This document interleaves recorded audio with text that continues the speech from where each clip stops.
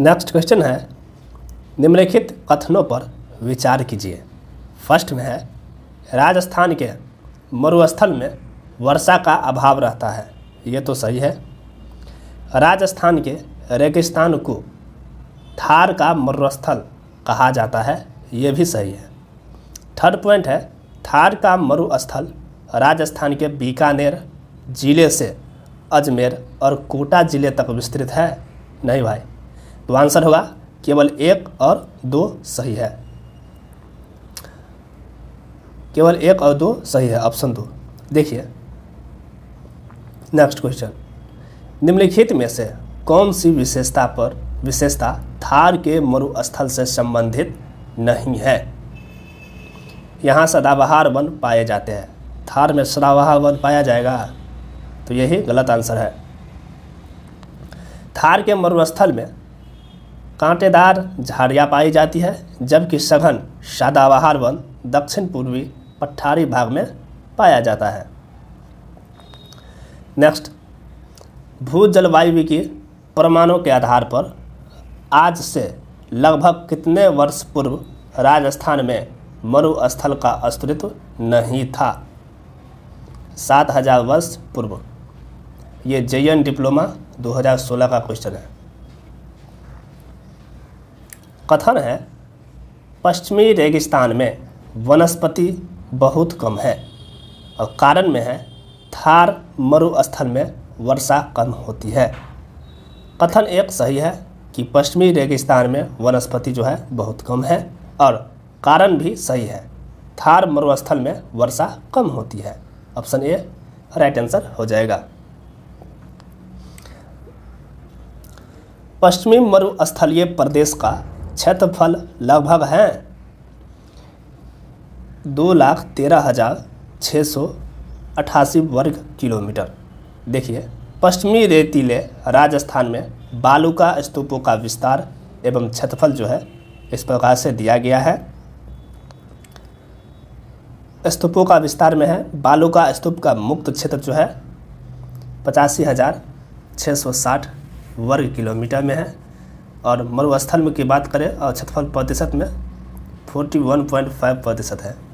इसी प्रकार से टेबल बनाकर यहाँ पे दे दिया गया है, और ये PDF जो है आपको टेलीग्राम ग्रुप में मिल जाएगा। नेक्स्ट, पश्चिमी राजस्थान के रेतीले मैदान का कितना प्रतिशत क्षेत्र बालू का स्तूप मुक्त है। 41.5%। राजस्थान के पश्चिमी रेतीले मैदान के 60% क्षेत्र में बालू का स्तूप मुक्त पाए जाते हैं। बालू का स्तूप मुक्त पाए जाते हैं। यहाँ पे है, राजस्थान के पश्चिमी रेतीले मैदान के 60% क्षेत्र में बालू का स्तूप पाए जाते हैं। पश्चिमी रेतीले मरुस्थल का लगभग 59 से 60% भाग बालू का स्तूपों से आच्छादित है। ऑप्शन ए राइट आंसर हो जाएगा। नेक्स्ट, थार के मरुस्थल में पाए जाने वाले अर्धचंद्राकार रेत के टीले को क्या कहा जाता है। बरखान। मोस्ट इंपोर्टेंट ये क्वेश्चन है, बरखान। बरखान या अर्धचंद्राकार बालू का स्तूप 20 सेंटीमीटर समवर्षा रेखा के पश्चिमी क्षेत्रों में 10 से 20 मीटर ऊंचाई एवं 100 से 200 मीटर तक चौड़ाई तक फैले हैं। मरुस्थलीकरण में सर्वाधिक योगदान बरखान बालू का स्तूप का होता है, क्योंकि ये सर्वाधिक गतिशील होते हैं। भालेरी, चूरू, जैसलमेर, सीकर, सूरतगढ़, लूनकरनसर, करनी माता, बाड़मेर, ओसिया व जोधपुर में मिलते हैं। यह बालू का स्तूप मंद पवनामुखी ढाल व तीव्र पवनाभिमुखी ढाल वाला होता है। बरखान। चलिए नेक्स्ट, निम्नलिखित में से कौन सा बालू का स्तूप मंद पवनामुखी ढाल व तीव्र पवनाभिमुखी ढाल वाला होता है। तो बरखान। देखिए किस तरह से क्वेश्चन पूछता है। बरखान, बरखान या बरकान स्थलाकृति किस भौतिक विभाग से संबंध है? मरुस्थलीय प्रदेश से। मरुस्थलीय प्रदेश से। बरखान बालू का स्तूप प्रधानतः राजस्थान के कौन से क्षेत्र में पाए जाते हैं?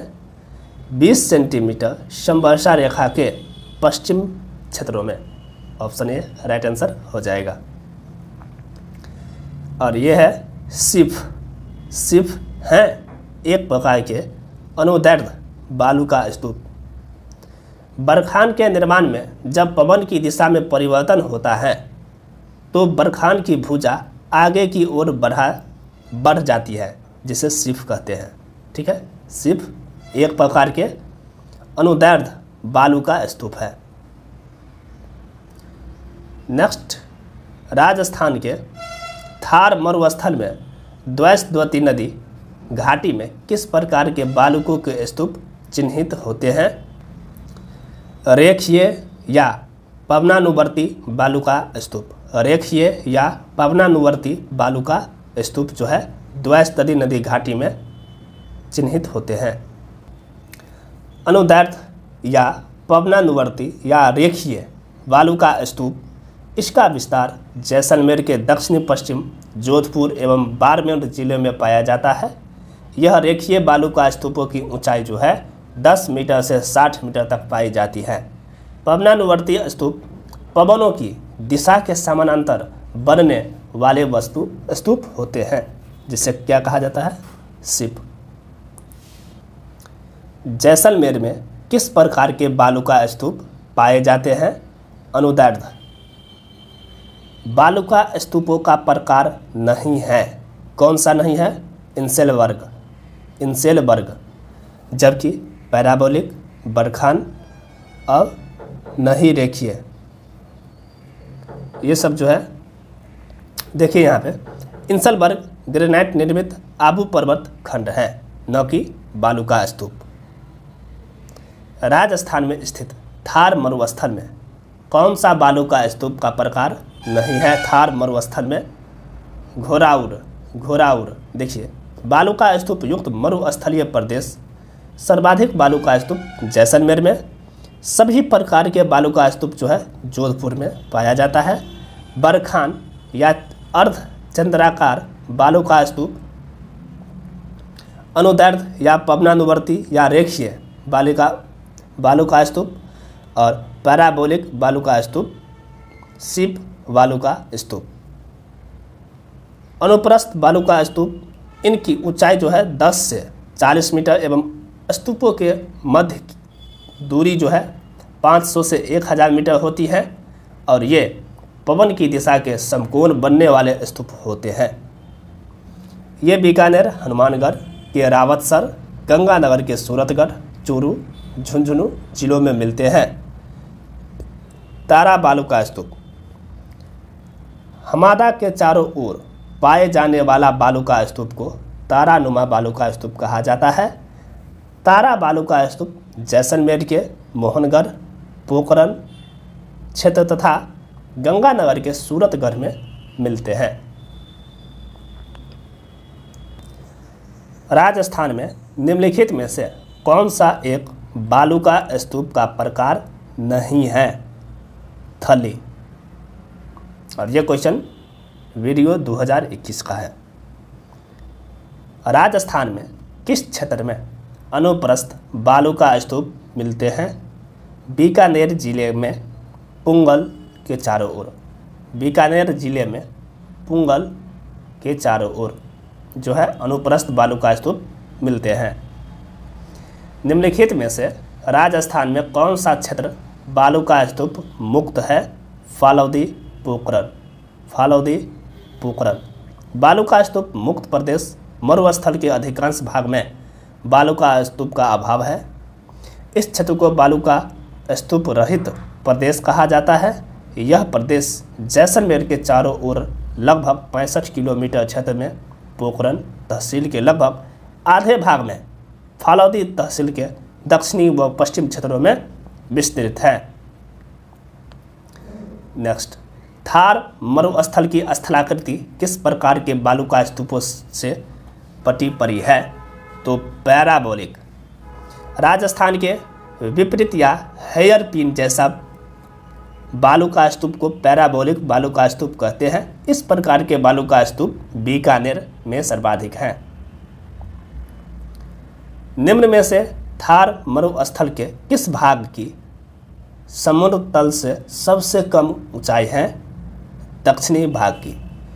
इसकी समुद्र तल से सामान्य ऊंचाई 200 मीटर दक्षिणी भाग में और 300 मीटर जो है उत्तरी भाग में है।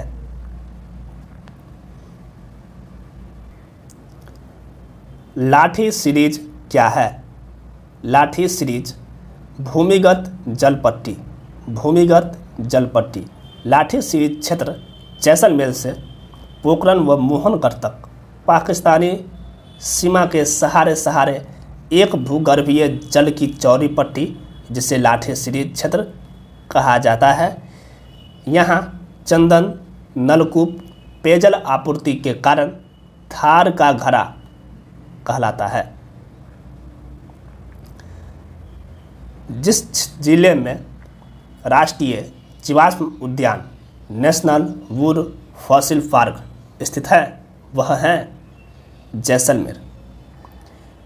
आकलगांव जैसलमेर से 17 किलोमीटर दूर जैसलमेर बाड़मेर मार्ग पर स्थित इस क्षेत्र में जीवाश्म विशेष पार्क बनाया गया है। यहाँ 21 हेक्टेयर क्षेत्रफल में 18 करोड़ वर्ष पूर्व के सागरीय जीवाश्म पाए जा गए हैं। आकलवुड फॉसिल पार्क का समय जुरासिक काल का है। ये इम्पोर्टेंट है। यहाँ विश्व में प्राचीनतम लकड़ी के अवशेष मिले हैं। आकल जिससे संबंधित हैं वह हैं काष्ठ जीवाश्म उद्यान। काष्ठ जीवाश्म उद्यान राजस्थान में आकल काष्ठ जीवाश्म उद्यान किस स्थान पर स्थित है? आकलगांव में। लूनी बेसिन राजस्थान के किस विस्तृत भू आकृति विभाग का एक भाग है? तो लूनी बेसिन जो है पश्चिमी मरुस्थल का। लूनी बेसिन गोरवार प्रदेश पश्चिमी मरुस्थल के इस प्रदेश में लूनी व उनकी सहायक नदियाँ बहती हैं।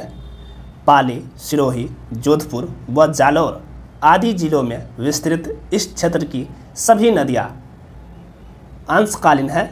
लूनी बेसिन में सबसे अधिक विस्तृत मैदानी भाग समतल प्राचीन कांपीय मैदान का है जो संपूर्ण बेसिन का 47.51 भाग को घेरता है। लूनी नदी का पानी बालोतरा तक पहाड़ी अफवाह तंत्र के कारण मीठा है। यह पॉइंट इम्पोर्टेंट है कि लूनी नदी का पानी बालोतरा तक पहाड़ी अफवाह तंत्र के कारण जो है मीठा है और उसके बाद तत्पश्चात नमक युक्त चट्टानों, नमक के कणों युक्त एवं मरुस्थलीय प्रदेश के अफवाह तंत्र के कारण खारा हो जाता है, मतलब नमकीन हो जाता है। चलिए, गोरवार प्रदेश का यह भी कहा जाता है लूनी जवाई बेसिन। लूनी जवाई बेसिन। लूनी बेसिन को और किस नाम से जाना जाता है? गोरवार प्रदेश के नाम से। राजस्थान के किस अंचल को बांगर प्रदेश भी कहा जाता है? शेखावाटी अंचल को। बांगर प्रदेश यह अरावली पर्वत व पश्चिम मरुस्थल के मध्य का भाग है जो मुख्यतः झुंझुनू, सीकर, पूर्वी चूरू, नागौर व पाली जिले में विस्तृत है। वागड़ प्रदेश बांसवाड़ा, प्रतापगढ़ व डूंगरपुर के पहाड़ी क्षेत्र को स्थानीय भाषा में वागड़ कहा जाता है। निम्नलिखित में से कौन सा युग्म है? युग्म सुमेलित हैं। वागड़, बांसवाड़ा अभी देखे हैं, ये सुमेलित है। Right answer option 2। राजस्थान के वागड़ प्रदेश के जिलों में कौन सा सम्मिलित नहीं है? राजसमंद। अरावली पर्वतमाला की सुदूर दक्षिणी जड़ जहाँ से प्रारंभ होती है वह स्थान है अरब सागर तल। अरब सागर तल। अरावली पर्वतमाला का उद्गम सुदूर दक्षिणतम क्षेत्र अरब सागर में स्थित लक्षद्वीप के मिनिकॉय द्वीप से माना जाता है। इस कारण अरब सागर को अरावली का पिता कहा जाता है। जिस दिशा में अरावली श्रेणियों की चौड़ाई बढ़ती जाती है वह है उत्तर पूर्व और दक्षिण पश्चिम दिशा। उत्तर पूर्व से दक्षिण पश्चिम दिशा। अरावली श्रेणी उत्तर पूर्व में दिल्ली के समीप से दक्षिण पश्चिम में पालनपुर गुजरात तक चौड़ाई लिए हुए विस्तृत है और दक्षिणी पश्चिम भाग का अधिक चौड़ा एवं विस्तृत है, जबकि उत्तर पूर्वी भाग संकरा पाया जाता है। अरावली पर्वत का विस्तार है, इसकी विस्तार जो है गुजरात के पालनपुर से दिल्ली तक है। गुजरात के पालनपुर से दिल्ली तक है। अरावली पर्वतमाला दक्षिण पश्चिम में राजस्थान के किस जिले से प्रारंभ होकर उत्तर पूर्व जाती है? सिरोही जिले। सिरोही से। राजस्थान के खेर ब्रह्मा गुजरात सीमा से खेतरी तक अरावली पर्वतमाला की लंबाई कितनी है? 550 किलोमीटर। 550 किलोमीटर। राज्य में अरावली पर्वत खेतरी झुंझुनू से खेर ब्रह्मा सिरोही तक राजस्थान के 13 जिलों उदयपुर, राजसमंद, सिरोही, डूंगरपुर, भीलवाड़ा, सीकर, पाली, चित्तौड़गढ़, अलवर, अजमेर, झुंझुनू, जयपुर और प्रतापगढ़ में फैली हुई है। इसकी कुल लंबाई जो है 692 किलोमीटर है, जिसमें से 550 किलोमीटर राजस्थान में स्थित है। अरावली पर्वत श्रेणी विश्व की प्राचीनतम वलित पर्वतीय श्रृंखला है। वलित पर्वतीय श्रृंखला है। राजस्थान के अरावली प्रदेश में राज्यों के कुल कितने जिले सम्मिलित किए गए हैं? 12 जिले। राजस्थान के निम्न जिलों में से कौन से एक जिले से अरावली पहाड़ी का विस्तार नहीं है? जालौर से। अरावली पर्वत श्रेणी का विकास जो है किस काल में होना माना जाता है? प्री कैम्ब्रियन काल में। प्री कैम्ब्रियन काल में। भूगर्भिक दृष्टि से अरावली पर्वत श्रेणी मुख्यतः अरावली सुपर ग्रुप एवं दिल्ली सुपर ग्रुप की चट्टानों से बनी हुई है। इसका उद्भव एवं उत्पत्ति भूगर्भिक इतिहास के प्राचीन कल्प अर्थात प्री कैम्ब्रियन कल्प में हुई थी।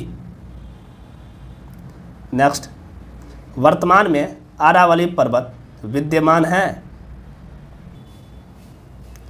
अवशिष्ट पर्वतों के क्षेत्र में। अवशिष्ट पर्वतों के क्षेत्र में। अरावली पर्वतमाला निर्माण प्रक्रिया के आधार पर वलित पर्वत, समय अनुसार प्राचीन पर्वतमाला और वर्तमान में यह अवशिष्ट पर्वतमाला कहलाता है। विश्व की प्राचीनतम वलित पर्वतमाला निम्नलिखित में से कौन सी है? अरावली पर्वतमाला। अरावली पर्वत प्रकार के हैं। किस प्रकार के हैं? अवशिष्ट प्रकार के। कौन सा भौतिक प्रदेश राजस्थान की जीवन रेखा कहा जाता है? अरावली पहाड़ियाँ। अरावली पहाड़ियाँ। राजस्थान में विश्व के प्राचीनतम पर्वत पाए जाते हैं जो गोंडवाना लैंड के भाग है। उनका नाम है अरावली पर्वत। अरावली पर्वत। देखिए यहाँ पे व्याख्या है, प्रागैतिहासिक काल या कार्बोनिफेरस युग, जिसमें है अंगारा लैंड और गोंडवाना लैंड, ये तेथिस सागर के भाग है। राजस्थान में अवशेष नहीं है अंगारा लैंड की, और मरुस्थल प्रदेश है तेथिस सागर, पूर्वी मैदानी प्रदेश, और गोंडवाना लैंड जो है अरावली पर्वतमाला, दक्षिण पूर्वी पठार या हारावती का पठार, गोंडवाना लैंड। नेक्स्ट, निम्नलिखित में से कौन सा किला अरावली पर्वतमाला में स्थित नहीं है? गागरोन का किला, गागरोन। गागरोन का किला जो है कहाँ पे है? झालावाड़ में, झालावाड़ में गागरोन का किला स्थित है।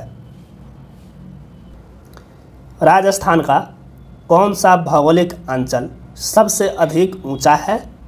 अरावली पर्वत, अरावली पर्वत। अरावली पर्वतमाला राज्य के कुल भूभाग का है कितना प्रतिशत?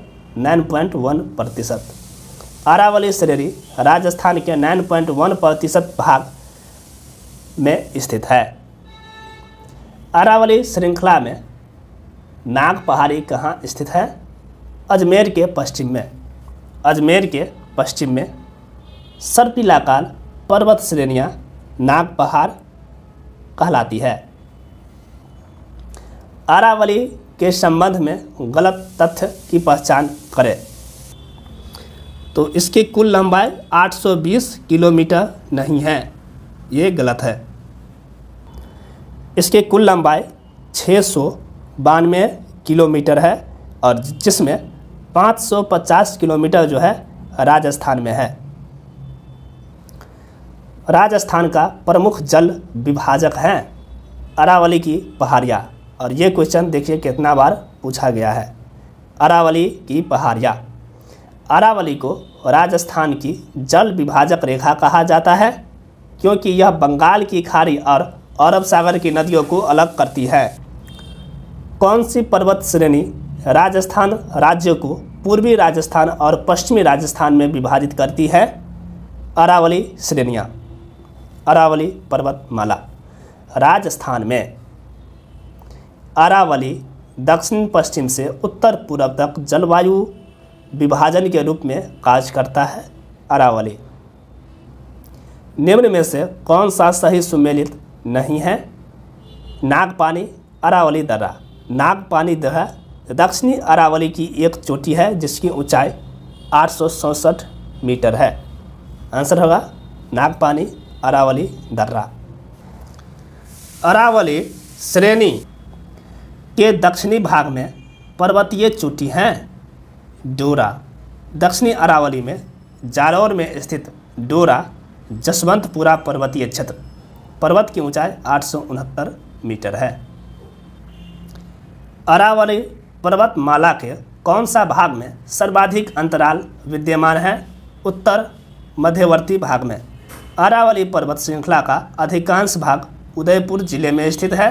यह डूंगरपुर और बांसवाड़ा जिले में फैली हुई है और सिरोही सबसे अधिक ऊंचाई जो है अरावली की सिरोही जिले में है।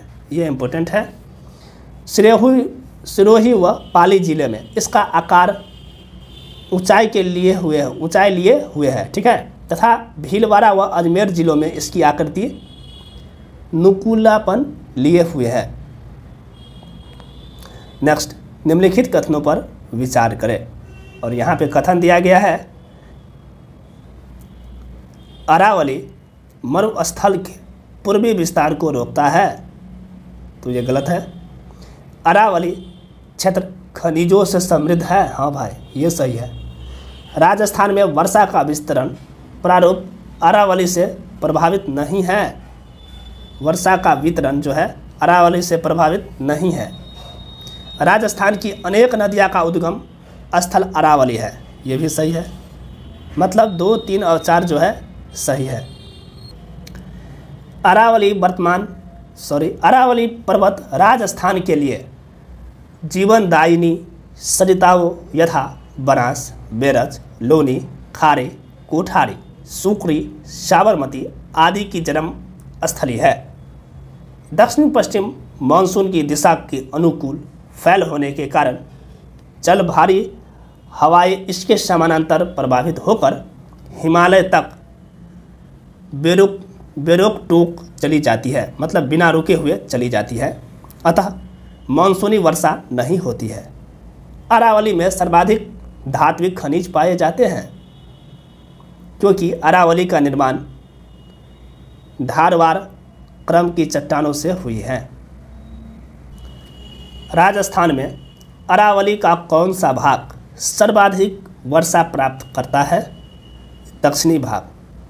दक्षिणी अरावली प्रदेश मुख्यतः आबू पर्वत खंड में सर्वाधिक वर्षा होती है। अरावली पर्वत की सबसे अधिक ऊंचाई जिस जिले में है वह है सिरोही। अरावली की सर्वाधिक ऊंचाई सिरोही में है।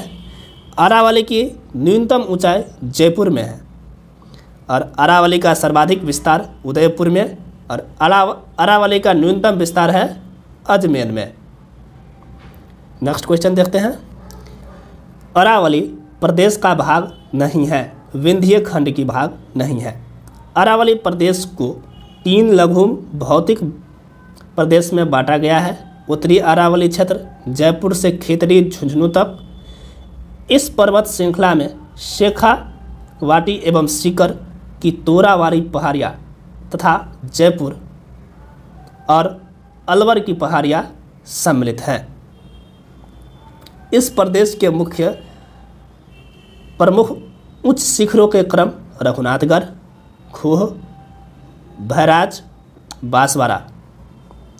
मध्य अरावली क्षेत्र अजमेर से राजसमंद तक है। इसका विस्तार जयपुर के दक्षिण पश्चिम भाग से दक्षिण में राजसमंद जिले की देवगढ़ तहसील तक है। इसमें निम्न पहाड़ियाँ सम्मिलित हैं। मध्य अरावली क्षेत्र में मेरवार पहाड़ी मुख्यतः रूप से अजमेर जिले में विस्तृत है। शेखावाटी निम्न पहाड़ियाँ सांभर झील से झुंझुनू के सिंघाना तक है और दक्षिणी अरावली राजसमंद से माउंट आबू सिरोही तक। दक्षिणी अरावली को 2 भागों में बांटा गया है। आबू पर्वत खंड विस्तार जो है अचलगढ़ सिरोही में और दूसरा है मेवाड़ अरावली विस्तार उदयपुर राजसमंद। निम्न में से कौन सी चोटी दक्षिणी अरावली में अवस्थित है? अचलगढ़। मध्य अरावली का निम्नतम उच्चावाच क्षेत्र है सांभर क्षेत्र।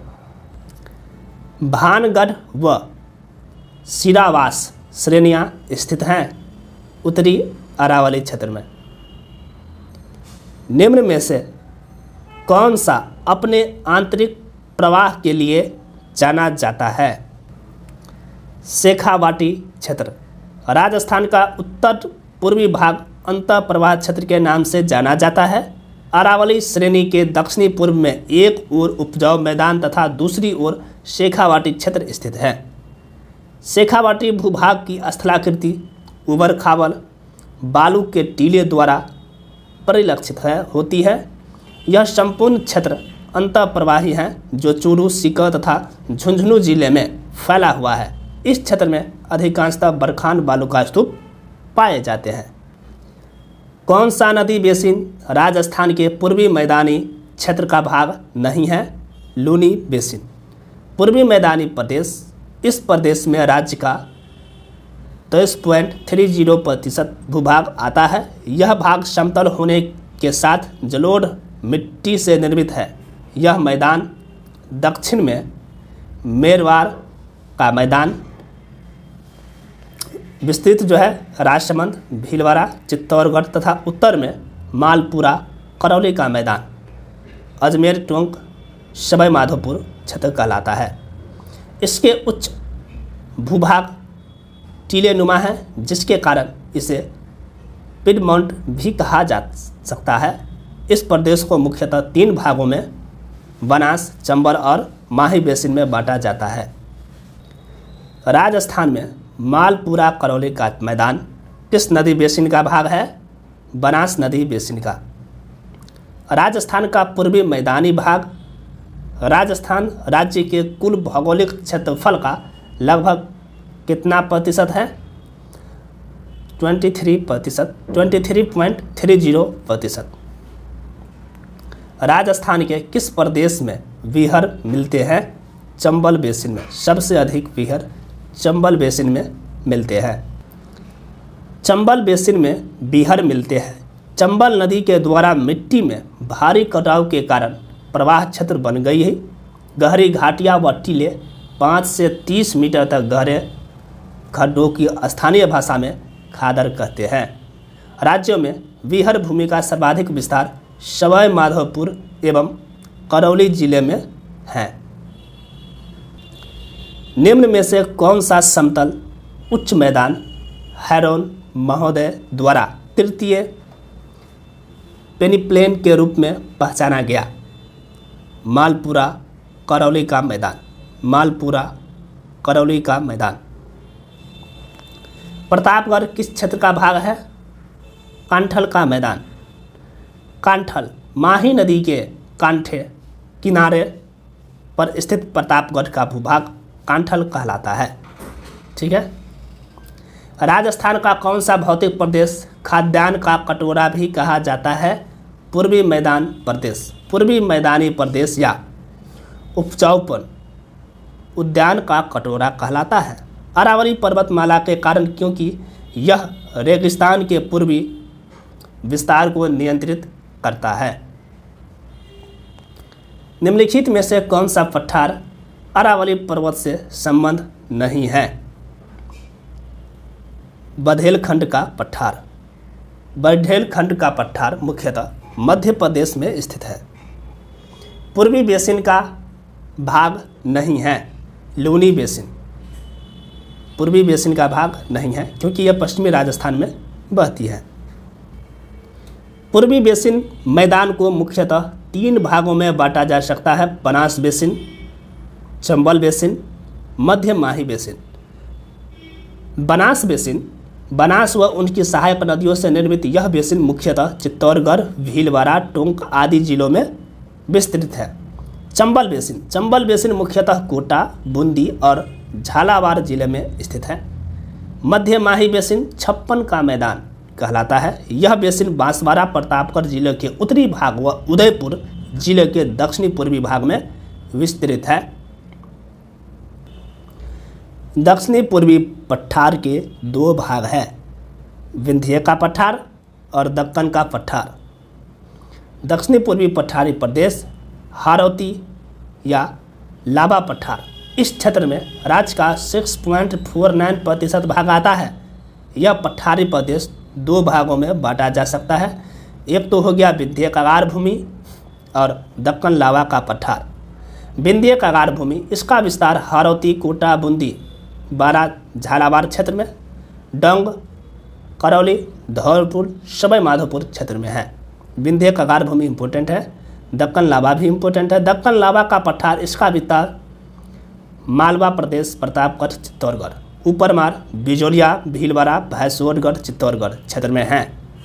इस पठारी क्षेत्र में काली उपजाऊ मिट्टी पाई जाती है, जिसका निर्माण ज्वालामुखी चट्टानों से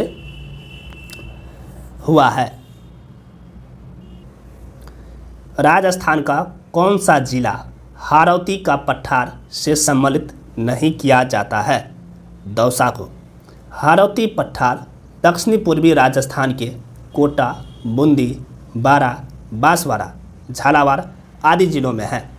हारौती के पठार के 3 गौण भाग: अर्ध चंद्राकाल पहाड़ियाँ, बूंदी हिल्स, मुकुंदरा हिल्स, कोटा, झालावाड़। शाहबाद उच्च भूमि बारा, जिसे घोड़े की नाल जैसी आकृति पहाड़ी पाई जाती है। डंग, गंगधर उच्च भूमि, झालावाड़। झालावाड़ अवस्थित हैं हारौती पठार पर। हारौती पठार पर। हारौती के पठार में राजस्थान का कौन सा क्षेत्र सम्मिलित किया जाता है?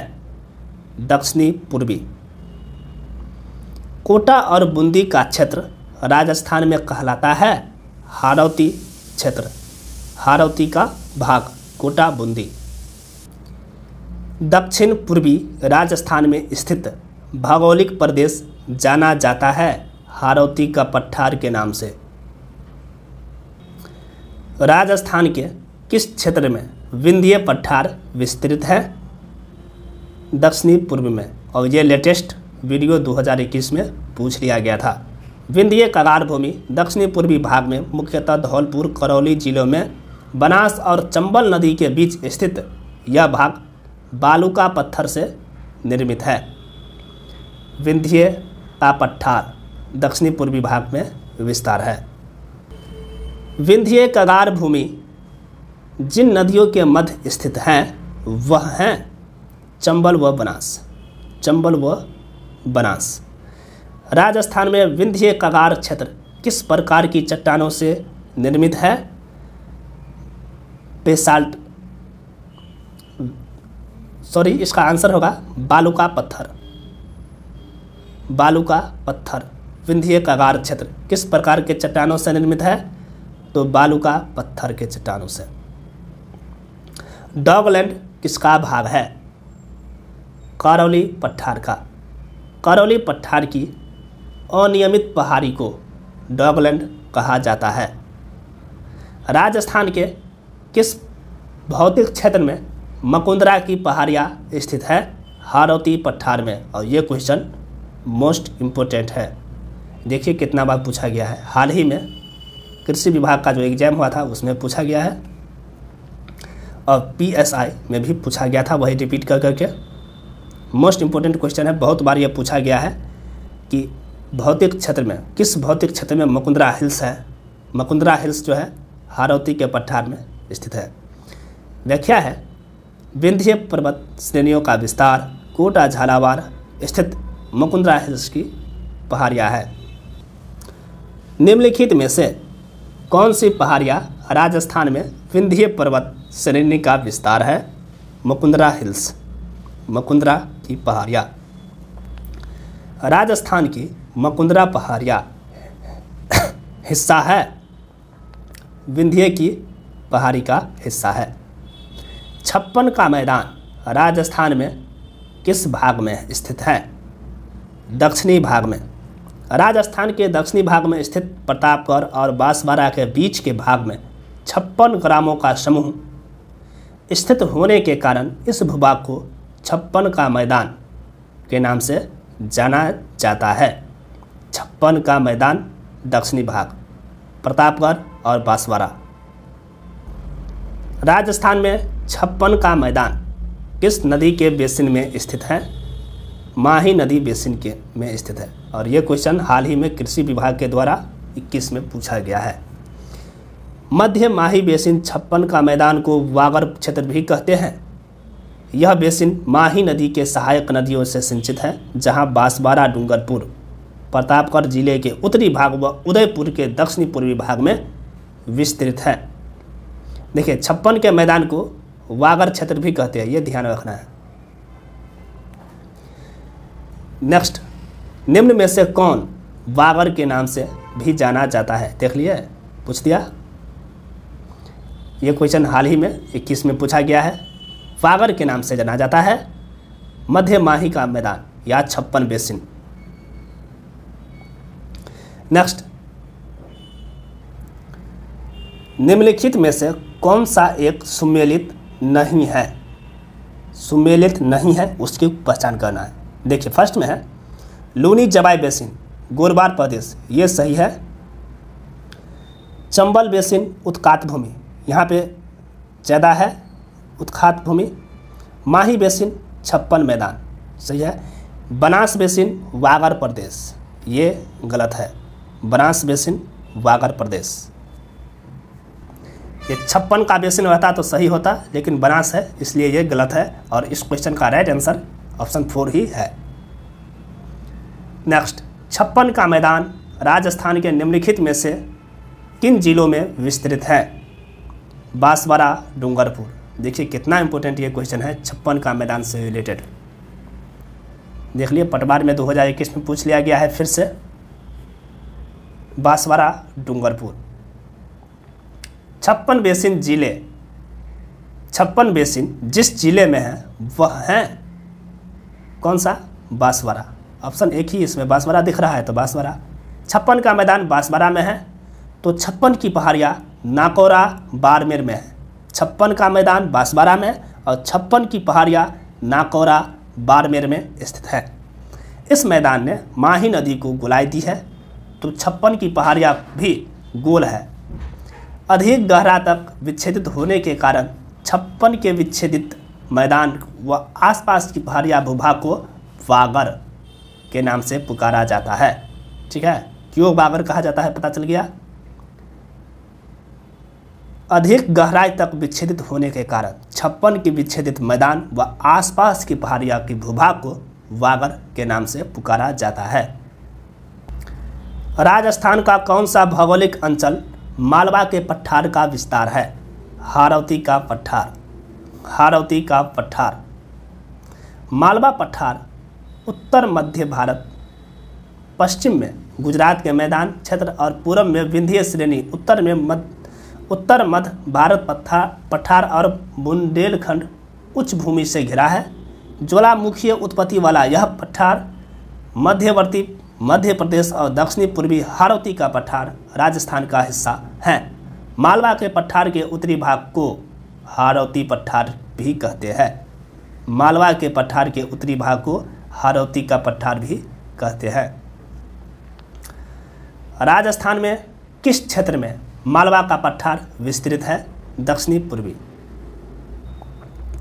राज्य में डेक्कन ट्रेप के शैवाल समूह विद्यमान हैं झालावाड़ कोटा में। झालावाड़ और कोटा में। डेक्कन ट्रेप दक्षिणी पूर्वी भाग में झालावाड़, कोटा और मेवाड़ के कुछ भागों तक फैले हैं। इन शैलों का रंग अधिकतर गहरा भूरा अथवा हरा होता है। नेक्स्ट, राजस्थान में विदर्भ सीमांत भ्रांश फैला है के सहारे। किसके सहारे? बूंदी सवाई माधोपुर की पहाड़ियाँ के सहारे। राज्य के दक्षिणी पूर्वी भाग से विशाल सीमा भ्रांश गुजरात के यह भ्रांश चित्तौड़गढ़ के बेंगू और उत्तरी कोटा के में स्पष्टतः दृष्टिगत होता है तथा पुनः सवाई माधोपुर और धौलपुर जिलों में इसे देखा जा सकता है। विदर्भ सीमा भ्रांश राजस्थान के किस भाग में स्थित है? दक्षिणी पूर्वी भाग में। दक्षिणी पूर्वी भाग में। नेक्स्ट, मालानी आग्नेय शैल समूह के कारण पनपा है। जालोर ग्रेनाइट के कारण। मालानी आग्नेय शैल समूह मुख्यतः जालोर एवं सिवाना के ग्रेनाइट तथा ज्वालामुखी रायोलाइट्स चट्टानों का निर्माण करते हैं। इन शैलों के आधार पर जालौर में ग्रेनाइट उद्योग खूब पनपा है। नेक्स्ट, चंबल बेसिन का अवशिष्ट स्थलाकृति स्वरूप जो है किस प्रकार से है? उत्खात स्थलाकृति। उत्खात स्थलाकृति। चंबल बेसिन धौलपुर, सवाई माधोपुर उत्खात स्थलाकृति हेतु संपूर्ण भारत में जाना जाता है। इसकी स्थलाकृतियों में मुख्यतः गार्ज, नदी का कार, जलप्रपात जैसे चुलिया जलप्रपात, सिप्रकाय, नीकप्राइटस तथा बिहर भूमि आदि हैं। उत्खात स्थलाकृति पाई जाती है धौलपुर तथा सवाई माधोपुर में। धौलपुर तथा सवाई माधोपुर में। सिवाना, जालौर सिवाना की पहाड़ियाँ बनी हैं जालौर ग्रेनाइट तथा रायोलाइट से। जालौर ग्रेनाइट तथा रायोलाइट से। मलानी आग्नेय शैल समूह मुख्यतः जालौर एवं सिवाना में ग्रेनाइट तथा ज्वालामुखी रायोलाइट चट्टानों का निर्माण करते हैं और ये पहाड़ियाँ गुंबदाकार या इंसल वर्ग के रूप में पाई जाती है। इन शैलों के आधार पर जालौर में ग्रेनाइट उद्योग खूब पनपा है। किस प्रकार होता है जालौर का? देखिए, मुख्यतः जालौर एवं सिवाना ग्रेनाइट और ये पहाड़ियाँ गुंबदाकार या इंसल वर्ग, ये इम्पोर्टेंट है, गुंबदाकार के रूप में पाई जाती है। नेक्स्ट, जालौर ग्रेनाइट से निर्मित पहाड़ियाँ होती है। देख लिए कैसा? तो गुंबदाकार, मोस्ट इम्पोर्टेंट है, गुंबदाकार। आबू पर्वत क्षेत्र मुख्यतः निर्मित हैं ग्रेनाइट से। ग्रेनाइट से। संद्रा स्टेशन के पास चट्टानों आकृति में पाई जाती हैं, सर्पाकार आकृति में। संद्रा स्टेशन के पास चट्टान जो है किस आकृति में पाई जाती है? सर्पाकार आकृति में। पाली जिले में स्थित सिंधरा स्टेशन के पास सर्पाकार चट्टानों की आकृति में विविधता पाई जाती है। नेक्स्ट, बांसवाड़ा व डूंगरपुर के मध्य भूभाग को किस नाम से जाना जाता है? मेवल के नाम से। मेवल, डूंगरपुर बांसवाड़ा का मध्य भाग, वांगर जिसे व्याघ्र घाट भी कहा जाता है, डूंगरपुर बांसवाड़ा का प्राचीन नाम। नेक्स्ट, सूची 1 और 2 को मिलान करना है और ये क्वेश्चन कनिष्ठ वैज्ञानिक सहायक 2019 का है। ए में है उत्तर पूर्वी अरावली क्षेत्र, कहाँ पे है? अलवर में। अरावली का मध्यवर्ती भाग जयपुर में। भारोट क्षेत्र, भोराट क्षेत्र जो है उदयपुर में, और दक्षिणी अरावली सिरोही में। ऑप्शन 3 जो है राइट आंसर हो जाएगा। नेक्स्ट, झालावाड़ से बीकानेर की ओर सीधा रेखा में यात्रा करते हुए आप निम्न में से किस प्रकार के भौतिक स्वरूपों का क्रम का अवलोकन करेंगे? हारौती का पठार पहले, बनास बेसिन और मध्य अरावली। ऑप्शन 4 राइट आंसर होगा। जुरासिक युग की चट्टानें राजस्थान के किन जिलों में पाई जाती है? जैसलमेर, बाड़मेर। जैसलमेर, बाड़मेर। देखिए, मध्यजीवी महाकल्प जुरासिक युग 1800 लाख वर्ष जैसलमेर में जुरासिक काल के लाठी श्रेणी, शैल समूह है, महासमूह, बेंडेसर श्रेणी, बौमाती श्रेणी, बाड़मेर बेसिन, जैसलमेर श्रेणी, बेसिन दक्कन, गंगानगर सिल्फ। राजस्थान में सर्वाधिक भूकंप संभावित क्षेत्र कौन सा है? भरतपुर, अलवर व झुंझुनू। भरतपुर, अलवर व झुंझुनू। नेक्स्ट, सापेक्षिक दृष्टि से राजस्थान के निम्न भू आकृति प्रदेश का भाग जो अस्पष्ट अधर प्रवाह का क्षेत्र है, दक्षिणी पूर्वी क्षेत्र। दक्षिणी पूर्वी भू आकृति प्रदेश। कौन सी राजस्थान में मरुस्थल की विशेषता है? मरुस्थल की विशेषता कौन सी है? अति सूक्ष्म दशाएं, यह भी है। तापमान का अतिरेक, न्यून औसत वर्षा, वार्षिक वर्षा, कम तथा तिरछा हुआ वनस्पति आवरण। 1, 2, 3 और 4 ये सभी जो है राजस्थान में मरुस्थल की विशेषता है। राजस्थान की वीसी मिश्रा ने निम्नलिखित में कितनी भौगोलिक प्रदेश को बांटा है? राजस्थान को वीसी मिश्रा ने कितनी भौगोलिक प्रदेशों में बांटा है? तो 7 भौगोलिक प्रदेश में। राजस्थान के भौगोलिक प्रदेश का निर्धारण सर्वप्रथम प्रोफेसर वीसी मिश्रा ने राजस्थान का भूगोल नामक पुस्तक में किया।